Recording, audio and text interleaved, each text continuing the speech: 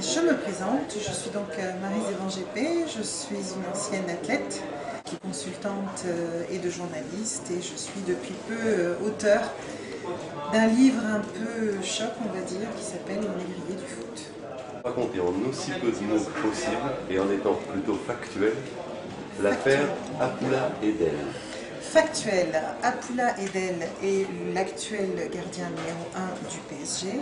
C'est un garçon qui est né à Yaoundé il y a 8 ans, normalement, logiquement 24 ans, qui a la nationalité sportive arméno-camerounaise, plus précisément même arménienne, c'est-à-dire qu'il ne peut plus représenter son pays d'origine, dont il est parti à l'âge de 15 ans, 19 pour certains, on verra pourquoi je dis ça par la suite. Et il est parti donc pour rejoindre l'Arménie où il a commencé sa carrière en étant intégré tout de suite dans l'équipe nationale. Il ne peut plus donc revenir en arrière. Ce garçon a fait l'objet d'un chantage, on peut l'appeler comme ça, en décembre 2009, le 15 décembre 2009. Son ancien agent, mais qui n'est pas un agent, recruteur, mais qui n'est pas un recruteur, entraîneur, mais qui n'est pas réellement un entraîneur, en tout cas l'homme par qui il a été en Arménie, lui demandait 30 000 € de dette, non pas au titre des bons services, mais au titre d'une simple dette que Edel aurait contractée pendant que cet homme, Nicolas Philibert, aidait sa famille qui était dans la misère en Afrique, comme toutes les familles africaines, c'est bien connu, évidemment avec des guillemets. Et comme Edel a refusé de payer, cet homme lui a dit « si tu refuses de payer, je dirais que tu ne t'appelles pas Edel Apoula et que tu n'as pas 23 ans. » C'est ce qu'il a fait. Donc, gros scandale dans la Ligue 1 de football en France. Il est factuel, c'est parfait. Est-ce que tu peux maintenant évoquer le caractère symptomatique de cette affaire, parce que tu y consacres quand même une grande partie du livre, ouais. et qu'elle recèle beaucoup d'autres éléments. Pourquoi parler de l'affaire d'Edel Apoula? J'allais te dire que c'est la partie immergée de dessous qui ne sent pas bon du tout du football. L'affaire d'Edel Apoula représente ce qui se passe à une échelle plus qui part d'Afrique et qui arrive en Europe pour y être monnayé au prix le plus intéressant possible et pour pouvoir avoir cette valeur marchande qui ne fait qu'augmenter au fur et à mesure de leur carrière en Europe, eh bien on les fait partir sous des identités différentes pour certains, c'est-à-dire qu'on les rajeunit de façon à ce qu'ils aient une meilleure valeur parce qu'un joueur jeune, une cuisse ferme et jeune est beaucoup plus dynamique, supposé dynamique, en tout cas avoir une durée de vie plus longue. Après, dans tout l'ouvrage, tu mets systématiquement en doute presque tout ce que dit Philibert, et ça, ce que tu dis toi semble convaincant, mais tu le condamnes pas complètement non plus. Alors est-ce que c'est par défaut de preuves techniques, ou est-ce que parce que le personnage est plus complexe, plus troublant qu'il y paraît? Oui. Le personnage est plus complexe que ce que j'avais imaginé au départ, parce que j'avais quand même, quand j'ai commencé ce livre, un a priori très fort, que je crois qu'on sent dans les pages, malgré que j'y ai passé une certaine gomme, ça se ressent quand même. Et c'est vrai que j'étais partie sur une idée très claire que cet homme était un négrier. C'était d'ailleurs un coup de gueule que j'avais poussé sur ma radio, qui avait fait que l'éditeur m'avait entendu et qu'il avait souhaité que j'écrive ce livre.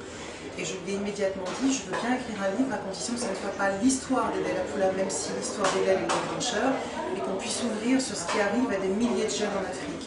Donc effectivement, j'avais un a priori, et puis j'ai passé des mois quand même sur cette histoire, et j'ai eu des entretiens très longs avec Nicolas Philibert. Je me suis dit que j'avais le droit de l'écouter d'un autre, en essayant d'enlever tous mes préjugés. Je me suis rendu compte que c'était un homme qui était particulièrement trouble dans ses motivations et qui me faisait énormément penser à l'incident malheureux de l'Arche de Zoé, c'est-à-dire un type qui part sur son cheval blanc en Afrique pour sauver les petits Africains qui meurent de faim et qui est persuadé qu'il fait le bien en les ramenant dans ses bagages et en les plaçant à droite à gauche, évidemment pas pour des raisons financières. Voilà, donc ça c'est la partie sur laquelle j'ai le plus de doutes, le fait qu'il n'y ait absolument aucun intérêt personnel à ces actions, ce qui est certain.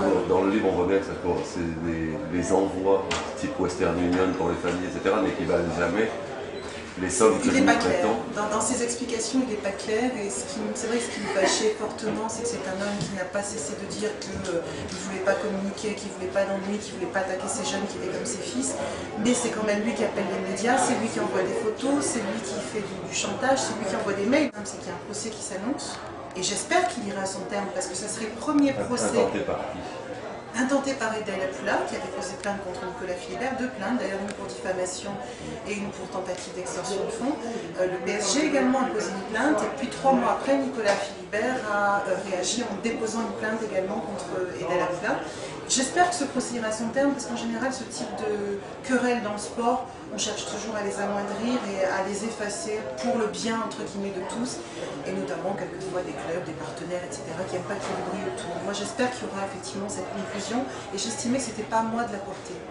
Même si j'ai mon opinion personnelle sur ce cas-là. Une intime conviction. Une intime conviction, puis surtout une envie qu'on fiche la paix à ce garçon. Je parle d'Edel Apoula, qui, quel que soit son parcours, parce que je précise bien que j'ai absolument pas écrit un livre pour faire la lumière sur l'identité d'Edel Apoula, ça ne m'intéressait pas de savoir comment il était parti, où, pourquoi, par qui et à qui profite le crime, entre guillemets, sur cette espèce de chaîne de transformation qui prend des jeunes mineurs ou jeunes majeurs pour en faire des produits de consommation. C'était ça qui m'intéressait. En tout cas, le parcours de Edel, je le trouvais dur, très très dur. Beaucoup de jeunes n'y auraient pas résisté, beaucoup de familles auraient explosé. Et moi, personnellement, je lui souhaite vraiment tout le meilleur dans le futur. En plus, c'est un garçon humble qui est plutôt sympathique.